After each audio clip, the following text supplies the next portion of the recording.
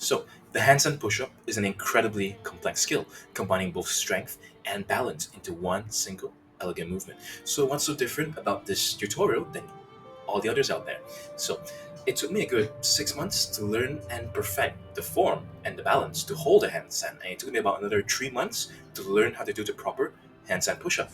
So I've made all the mistakes and I've learned to overcome all of them. So I'll be explaining methods, cues, exercises that I found really helped in not only gaining the strength to do the proper handstand push-up, but to be able to have the proper technique and to maintain balance throughout. It goes without saying that you need to have a good foundation in holding a handstand.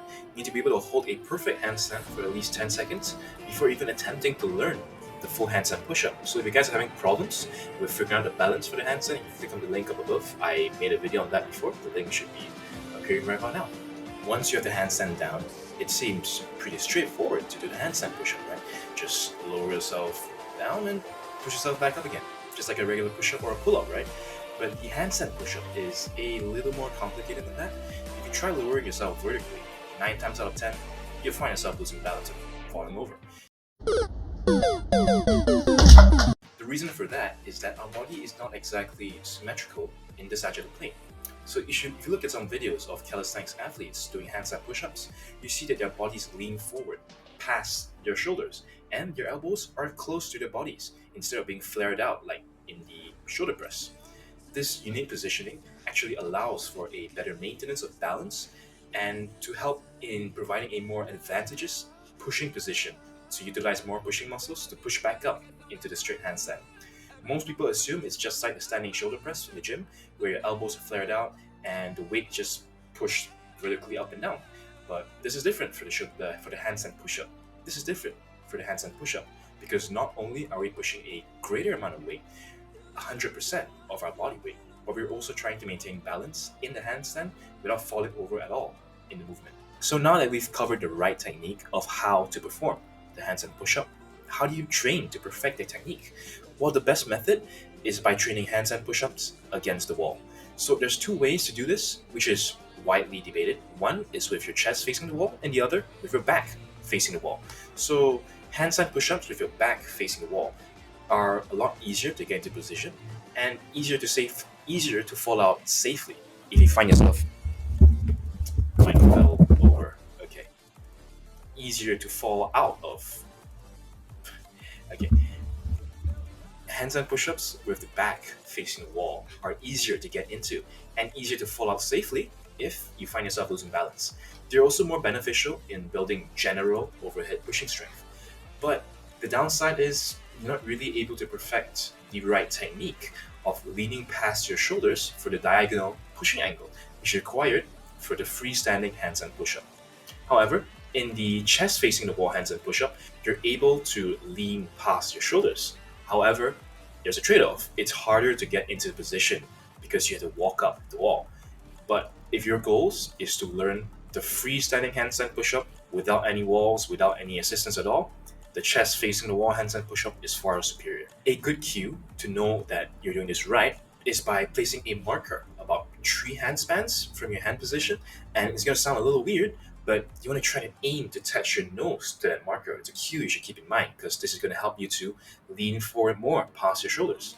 However, for beginners, this may be a bit difficult because the range of motion is significantly larger. So you can start off by elevating the marker by using, a book or anything like that. And I also recommend wearing socks. It sounds a little weird, but I recommend wearing socks because if you're doing this right, you'll notice that your feet will be scraping against the wall over and over.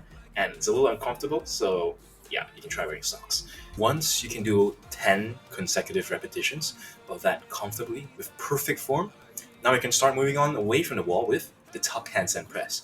Now that we've built the required strength and technique to push our body up and down, we can start practicing that without any assistance from the wall for balance. So the tuck handstand press is basically the positive or the eccentric part of the handstand push-up. So starting from a crouched position, you just start leaning into your hands, just like in the handstand push-up against the wall. And as you do that, you feel your weight shift into your palms, into your shoulders instead of your feet. And your legs will start to become lighter, you start rising into the air. From there, you can push up into the vertical, straight, freestanding handstand while straightening your legs.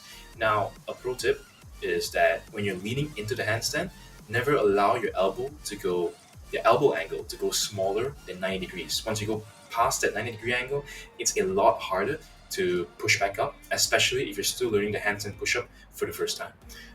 The first time you try this, it may be a bit difficult to balance because once you press up into the handstand, because your body is not used to the motion, your legs might flare everywhere and you might fall over. But keep practicing until you can do about 3 reps consecutively without falling over and yeah, pressing into that perfect handstand and starting over again 3 times in a row. All right, then we can move on to bent arm handstand press. This is basically the last progression before you can start attempting handstand push-ups, and it's basically the advanced version of the tuck handstand press. So from a pike handstand position, you just start bending your elbows into a 90-degree angle, just like in the tuck handstand press, and you should feel the shift from your feet to your hands, and you immediately start straightening your legs and you press back up. And if you notice, the eccentric part of the bent arm handstand press is exactly the same as in the handstand push-up. So you're basically doing the positive and the handstand push-up, and what's left is just a negative, controlling the negative so you can push up, controlling the descent so you can push up back up into a perfect handstand. So you're gonna want to work on being able to do 3 consecutive reps on the bent arm handstand press, just like in the tuck handstand press, before attempting full handstand push-ups. So once you've reached this point, you've pretty much mastered the strength and technique to begin attempting full handstand push-ups, freestanding handstand push-ups without any wall at all. So some final tips is that you want to always keep in mind the cue to have an imaginary marker or an actual marker if you want, 3 palms away from your hand position, and you really want to aim to touch your nose to that marker. It's gonna sound a little weird, but this really helps you to really lean more past your shoulders in order to maintain the proper form in the handstand push-up. And of course, you want to contract your abs, point your toes, contract your bum and all, just like in a regular handstand, throughout the entire movement.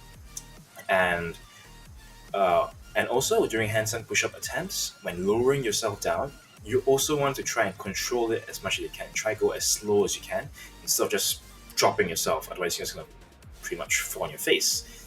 I don't think anyone wants that. And I've tried other progressions for the handstand push-ups, such as frog stands, touching shoulders while you're against the wall. Sure, they're great in helping to build the strength, but I find that it's best to just keep things simple. Just use the minimal amount of exercises that you need to learn the technique and the form and to gain the strength. Otherwise, you're just gonna get confused and it's just gonna be a waste of time, and you'll probably lose motivation to even learn this because this is a pretty advanced calisthenics move and it takes a lot of time to learn it properly. But just stay consistent and you'll get there pretty much as I did. I used to be doing about I used to struggle to be able to do even 3 proper handstand push-ups in a row, but I just kept persisting, and now I can even do weighted handstand push-ups without wall or anything. So yeah, all it takes is just time and persistence. That's basically it. But yeah, that's about it for this video. Thanks so much for watching. If you guys find it useful, just leave a like, comment what you want to see next, and subscribe for more. All right, peace.